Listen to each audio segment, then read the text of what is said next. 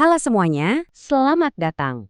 Hari ini kita akan membahas sesuatu yang sangat mendasar dan penting, yaitu problematika dan masa depan ilmu sosial di Indonesia. Kita akan coba melihat secara kritis di mana posisi kita sekarang, kenapa bisa sampai di sini, dan yang paling penting, gimana caranya kita bergerak maju. Oke, biar pembahasan kita terstruktur, kita akan bagi jadi 5 bagian. Kita mulai dari dasar, yaitu apa itu ilmu sosial di konteks kita. Lalu kita masuk ke inti masalahnya, kemandegan dan ketergantungan. Setelah itu kita mundur sedikit, melihat akar sejarahnya.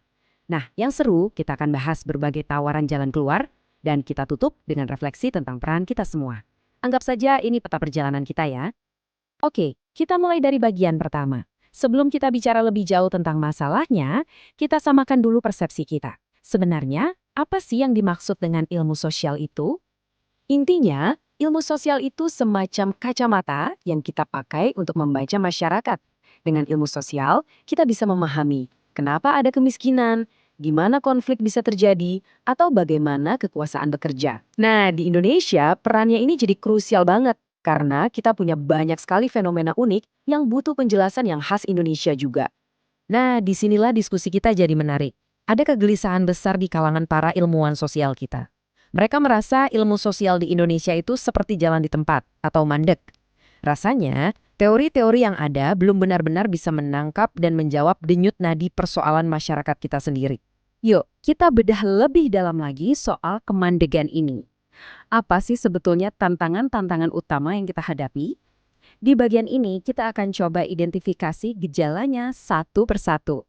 Setidaknya, ada 4 masalah besar yang sering banget disebut. Pertama, kita masih sangat didominasi oleh cara berpikir atau paradigma dari Barat. Kedua, ini nyambung, yaitu adanya ketergantungan akademik. Ketiga, antardisiplin ilmu sosial itu seringkali jalan sendiri-sendiri, terkotak-kotak.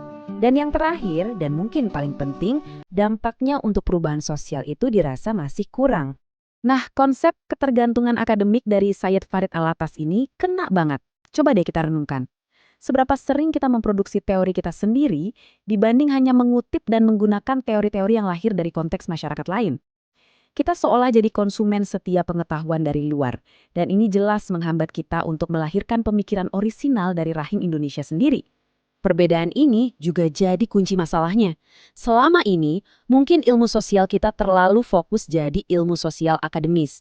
Tujuannya ya untuk analisis, untuk terbit di jurnal, untuk kepentingan institusi. Padahal ada panggilan lain yang lebih besar, menjadi ilmu sosial transformatif, yang punya tujuan jelas untuk menciptakan perubahan, untuk memperjuangkan keadilan, dan berani berpihak pada mereka yang terpinggirkan. Pertanyaannya sekarang, kok bisa kita sampai di situasi seperti ini? Untuk paham, kita nggak bisa cuma lihat hari ini. Kita harus tarik mundur, melihat ke belakang, ke akar sejarah yang membentuk ilmu sosial kita. Ternyata, ada 2 jejak sejarah yang sangat kuat. Pertama, warisan kolonialisme. Dulu, ilmu sosial itu dipakai oleh penjajah untuk mempelajari kita. Tujuannya, ya biar lebih gampang mengontrol, bukan untuk memberdayakan. Kedua, era Orde Baru dengan developmentalismenya. Ilmu sosial seolah jadi pelayan pembangunan versi negara, jadi lebih teknis, dan kehilangan taring kritisnya untuk mempertanyakan struktur kekuasaan. Oke, setelah melihat masalahnya yang cukup pelik, sekarang kita masuk ke bagian yang paling optimis. Bagaimana cara kita keluar dari sini? Untungnya, banyak sekali pemikir brilian di Indonesia yang sudah menawarkan berbagai jalan keluar. Yuk kita lihat beberapa di antaranya. Paling tidak, ada 4 tawaran besar yang bisa kita pertimbangkan. Ada yang namanya indigenisasi, lalu ada seruan untuk integrasi antar disiplin ilmu, ada juga gagasan ilmu sosial transformatif yang tadi sudah kita singgung, dan terakhir, konsep unik bernama ilmu sosial profetik. Indigenisasi ini gagasannya keren banget. Idenya adalah kita harus berhenti jadi importir teori. Sebaliknya, kita gali dari kearifan lokal kita sendiri. Konsep seperti gotong royong atau musyawarah itu bukan lagi cuma jadi objek penelitian, tapi justru jadi fondasi untuk membangun teori sosial yang asli Indonesia. Lalu ada ilmu sosial transformatif, yang salah satu tokohnya adalah almarhum Mansur Fakih. Ini adalah sebuah manifesto. Ilmu sosial itu nggak boleh netral dan diam saja melihat ketidakadilan.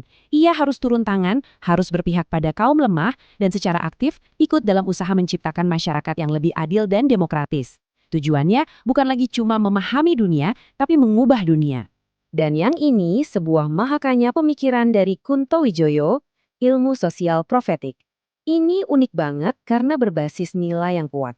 Ada 3 pilar utamanya. Pertama, humanisasi, yaitu memanusiakan manusia.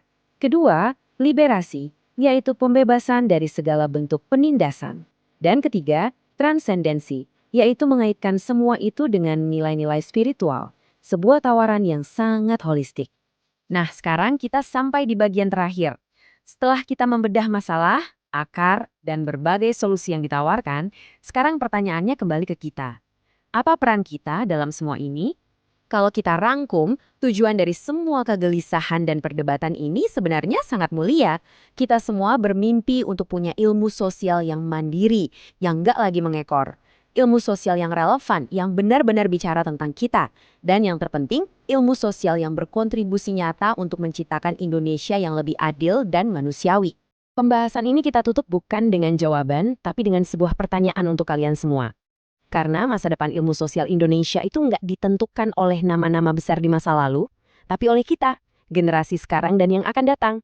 Jadi pertanyaannya untuk kita semua renungkan, gagasan, pemikiran, atau tindakan apa yang akan kita sumbangkan untuk perjalanan ilmu sosial Indonesia ke depan?